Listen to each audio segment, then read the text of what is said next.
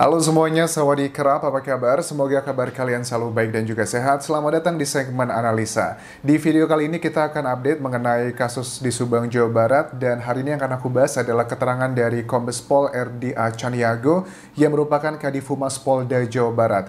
Ini menjawab beberapa pertanyaan yang ada di media massa terkait dengan hal-hal yang baru kita ketahui. Pertama adalah ini mengenai Danu ya. Danu kan di bulan November ini sepertinya mengeluarkan banyak sekali breakthrough gitu, banyak sekali hal-hal yang sangat mengejutkan. Misalnya terakhir, Danu mengatakan bahwa dia itu melihat ada pisau dan juga gunting yang ditemukan itu di lokasi kejadian pada saat dia diminta bantuan oleh oknum anggota Banpol di 19 Agustus 2021. Itu adalah yang pertama. Yang kedua, Danu juga mengatakan tentang oknum Banpol tersebut ada indikasi bahwa dia sedang diperalat.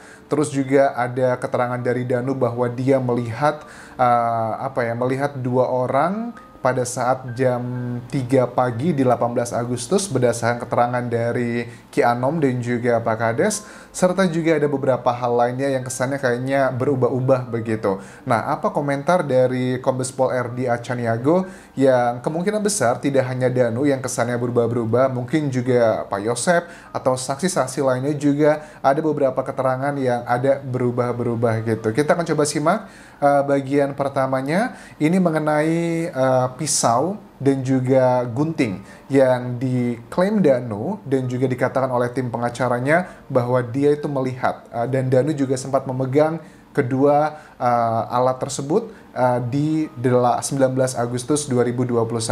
Kemudian muncul pertanyaan, kalau memang benar pernyataan Danu tersebut, artinya kan tim kepolisian mungkin dipertanyakan, kok bisa begitu tidak diambil barang bukti tersebut, justru tertinggal di sana? Ini benar atau tidak? Coba kita simak keterangan dari Kadif Humas Polda Jawa Barat. Oh, gini. Itu yang kita harus yakin adalah hasil dari pemeriksaan dan keterangan-keterangan saksi yang dilakukan oleh penyidik. Ya.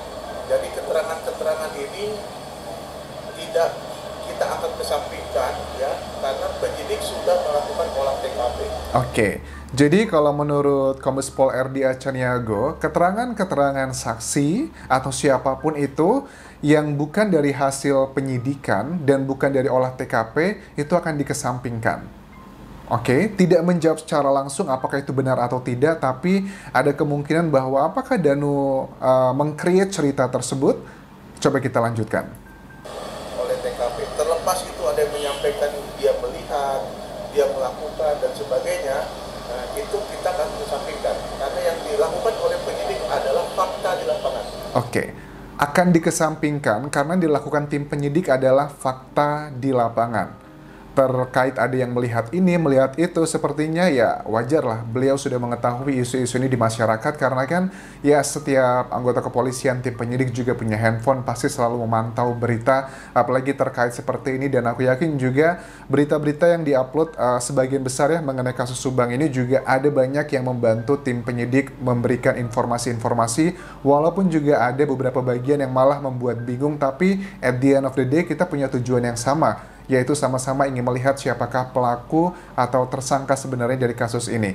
Oke, kalau dibilang begini, keterangan Danu berubah-berubah dan ada tambahan-tambahan baru, dan tim kepolisian hanya bisa rely pada hasil penyelidikan, itu harus kita akui. Tapi tidak bisa ditutup mata juga ya, bahwa mengenai keterangan Danu kan yang paling fundamental menurut aku pada saat Ki Anom ya dan juga Pak Kades ya mengklaim bahwa Danu mengatakan di 18 Agustus 2021 keluar jam 3 pagi kurang 5 menit untuk beli nasi goreng dan melihat dua sosok, dan sudah diketahui, recognize gitu siapa aja orang-orang tersebut, karena dari keterangan Ki Anom kan, Ki Anom juga memberikan foto-foto nih, dan ternyata dibilang Danu, iya ini dia, iya itu dia. Jadi kan sudah bisa sangat mengarah sekali, sudah sangat detail begitu. Tapi itu juga sudah dilakukan klarifikasi kan ya. Tapi apakah hasil klarifikasinya dari Danu tersebut bahwa Danu bohong atau beneran, kan tidak dirilis oleh tim kepolisian. Karena kita masih menantikan aja ya. Dan sampai sekarang pun aku belum melihat berita Danu mengklarifikasi berita hal tersebut. Ada apa di balik ini?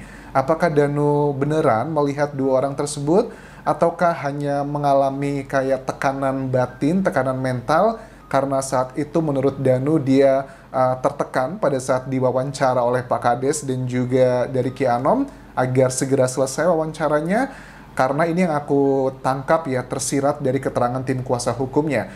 Dari kuasa hukumnya sih sudah menegaskan bahwa menurut beliau keterangan Danu tuh masih sama, bahwa di jam tanggal 18 Agustus tersebut dia tidak keluar malam itu gitu. Jadi mungkin saja kemungkinan besarnya adalah Danu mengalami merasa tertekan pada saat diwawancara oleh Pak Kades dan juga Ki Anom, dan Danu pun sampai sekarang tidak memberikan klarifikasi begitu. Ya, I know mungkin ini masih dalam tahap penyidikan seperti apa. Dan kita lanjutkan lagi apa yang dikatakan beliau di sini. Penyelidikan pemeriksaan berdasarkan fakta di lapangan. Tentunya penyidik dan penyelidik ini sudah terlatih bagaimana cara mengolah. Oke, jadi pokoknya semua berdasarkan fakta di lapangan, dan terkadang fakta itu ya pahit ya. Jadi hilangkan subjektivitas gitu, karena namanya kita sedang mencari fakta gitu. Dalam prosesnya pasti ada hal-hal yang mungkin akan menyakiti orang-orang yang diduganya begitu. Tapi itu adalah proses yang harus diambil. Lanjut lagi, kita simak keterangan dari Kombes Pol R.D. Acaniago. Masih kita lanjutkan karena ada beberapa informasi yang berubah-ubah dari keterangan-keterangan saksi.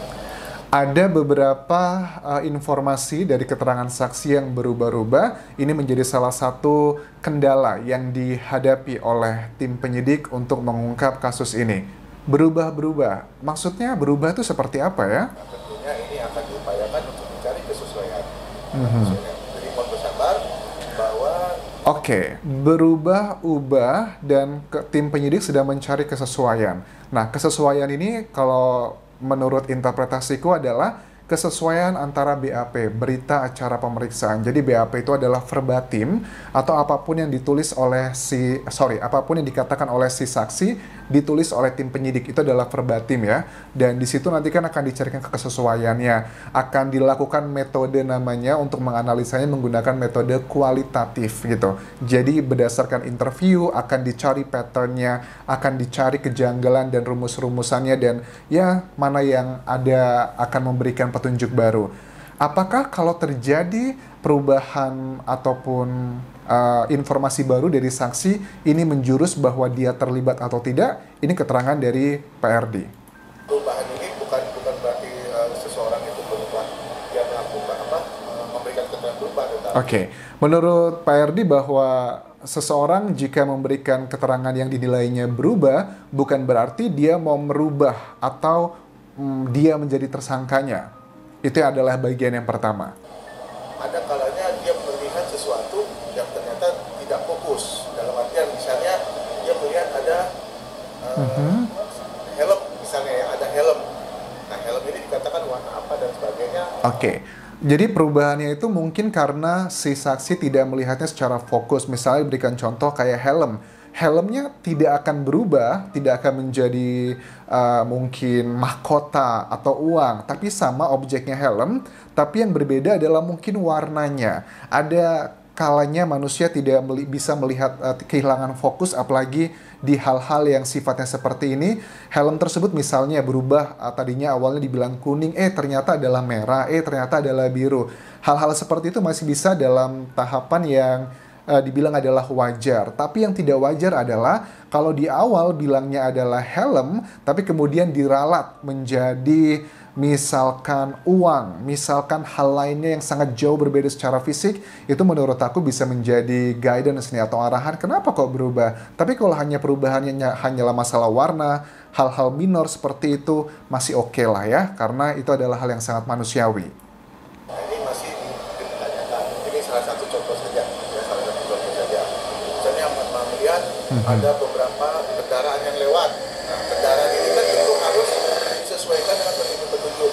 Jadi kita tidak boleh bergegabah. Ya, khususnya penyidik tidak boleh bergegabah dalam menentukan petunjuk-petunjuk. Oke. Ini terkait dengan kendaraan yang lewat. Kalau ngomongin soal kendaraan dari kasus ini, sudah beredar ya di media massa bahwa dua kendaraan yang diduga terkait adalah mobil Avanza warna putih dan juga motor NMAX warna biru. Aku melihat trennya ya sampai sekarang ini sepertinya kedua kendaraan tersebut tidaklah terlalu signifikan peranannya dalam kasus ini. Aku melihat trennya karena tidak ada perkembangan mengenai dua kendaraan tersebut. Dan menurut aku mereka seperti analisaku sebelumnya bahwa jarak antara CCTV yang ada misalnya dari Dinas Perhubungan Kota Bandung menuju ke lokasi dengan kematian pertama itu jaraknya terlalu dekat dalam hitungan menit begitu. Jadi it's really nggak masuk akal, impossible gitu menurut aku. Hanya dalam waktu yang sangat hitungan menit tapi bisa langsung eksekusi, itu pasti agak sedikit kemungkinan kecilnya. Dan aku melihat trennya kalau untuk dua kendaraan berdasarkan keterangan PRD ini, sepertinya kedua kendaraan tersebut tidaklah terlalu signifikan peranannya. Mungkin ada hubungannya, tapi sepertinya kalau dibilang mereka adalah eksekutornya, sepertinya tidak. Dan ya, Anjas ditanyakan nih banyak, Anjas kamu dapat info bahwa ada dua kendaraan tersebut, motor NMAX warna biru dan juga Avanza putih tersebut, itu dari mana? Itu dari keterangannya dari Mabes Polri sendiri ya, yang mengatakan ada dugaan tersebut. Itu bukan mengarang-arang teman-teman netizen seperti apa, it's absolutely not, itu sudah ada keterangan resminya, tapi itu juga sekali lagi bahwa beliau mengatakan diduga, artinya bisa salah, bisa aja benar, karena ini dalam proses penyidikan. I think that's all yang bisa aku bahas mengenai ini, keterangan yang cukup rumit dan juga keterangan yang ada banyak tambahan dan perubahan, tapi terlepas apakah ini mengarah ke Danu atau tidak, jelas itu bukan bagianku untuk mengejat seperti itu adalah bagian dari tim penyidik, dan kita berharap ini sudah lebih dari 2 bulan ya, semoga kasus ini tidak menguap begitu saja, dan kita bisa melihat siapakah yang menjadi tersangka dari kasus yang sangat menyedihkan ini dan juga sangat biadab. Terima kasih sudah menonton, sampai ketemu lagi di video berikutnya, tinggalkan komentar kalian, tinggalkan like dan share video ini, dan terakhir please subscribe channel YouTube ini. Kobun kerap semuanya, bye-bye.